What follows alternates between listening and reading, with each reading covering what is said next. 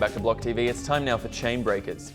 Well, as we all recall, Istanbul was Constantinople.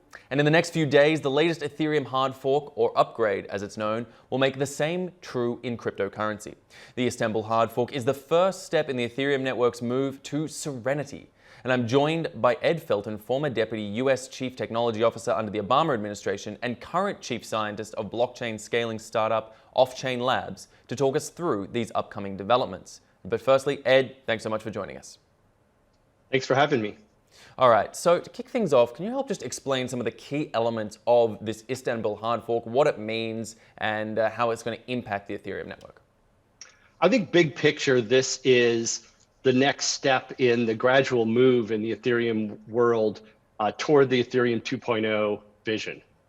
This is a vision that is designed to enable more scalability. It's designed to open up more space for layer 2 technologies and other things that will allow Ethereum to grow into the market that it can eventually reach. Now, this has been pitched repeatedly as but the first step of many in the process to achieving the quote-unquote Serenity and the full proof of stake model that Ethereum intends to put forward in their if completed Ethereum 2.0 upgrade into the future. Now, this is an ambitious plan scheduled out over the long term, over a number of years. Does this keep that model on track? And as a whole, is Ethereum and the Ethereum Foundation on track to implement that Serenity model in their own time frame? I think it is on track, and I think it really speaks to the strength of the Ethereum community and to the strength of the people who are mapping this out. That Ethereum is able to evolve itself in a really significant way, but to do it in a way that is gradual enough that it doesn't break everything along the way. You know, I'm really optimistic about the ability of Ethereum to adapt and to continue to be the platform that it can be for supporting the much richer applications we expect in the future. I think it's an important step, not because it is a radical change, but precisely because it's an incremental change that is part of a longer term, very systematic redesign of the basic concepts underlying Ethereum. But now, Ed, as positive and optimistic as the future of this chain is and what it can do and develop, there has been controversy coming out regarding the number of nodes that have not updated and are not prepared to take on this update. By current estimates, approximately 60%, 59-60%, depending on various estimates, of nodes are not prepared, have not made the necessary updates to get ready for this Istanbul hard fork. And more importantly, it will not be backwards compatible with the existing nodes that are currently operating at the moment. Does this present a problem for the network, and is it as big an issue as it's being made out? Well, I think something has to change here, right? That you need to get enough of the user population, enough of the nodes on board for the change. I think it's likely to happen.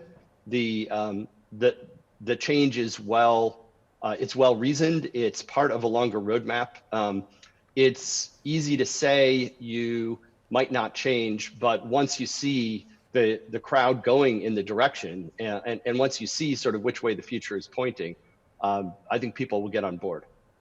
Now, it's an interesting point of difference between, I suppose, the Bitcoin model and the Ethereum model, as Bitcoin recently updated. The Bitcoin Core 19th edition was recently released, and speaking to core developers there, they state that one of their key points is that they do always maintain backwards compatibility. There are many Bitcoin users running nodes at all stages of their upgrading network.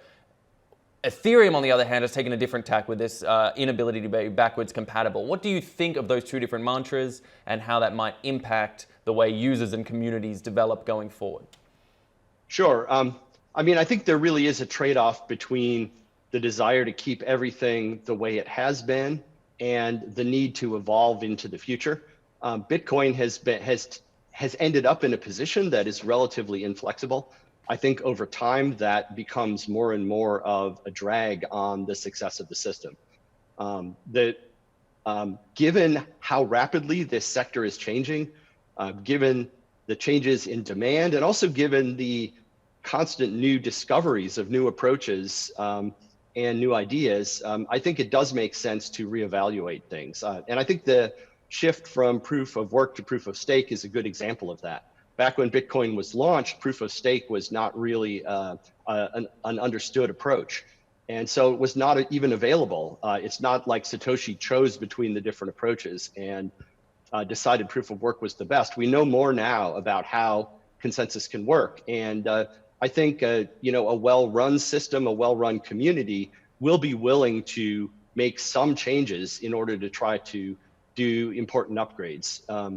If you want to be future-proof, any technology product has to change over time, and that's especially true when you're in a sector like this one, which is so dynamic and growing so quickly. Certainly, and as well, I mean, that one key element of that is the proposed difficulty bomb that was built into the Ethereum network with the idea that it would help push users from the proof of work to the proof of stake model. That looks like it's going to be delayed again. What do you think that speaks to in terms of heading towards that true proof of stake model and getting users to migrate across? Yeah. I mean, I think it speaks to a very legitimate desire for people not to have change go too fast. That's again perfectly understandable. The change in any kind of large community can only happen as quickly as the community is willing to accept it. And I think you have some people who are favoring pushing ahead. You have some people who are more reluctant, and there's a kind of equilibrium in the middle. Over time, people start to recognize the advantages of change, and I think change happens. This is true, I think, in any decision-making or any political system, which is essentially what this is. And certainly, as you point out there, Ed, striking that balance between progress, but also making sure you give people time to move along with it. Ed Feldman, former Deputy US Chief Technology Officer under the Obama administration and current Chief Scientist at Off-Chain Labs. I want to thank you so much for helping talk us through this interesting issue. We'll be following it closely, so make sure you stay with us at blocktv.com for all the latest in news, information, and the best of analysis. I'm Asher Westrop Evans. Thanks for watching.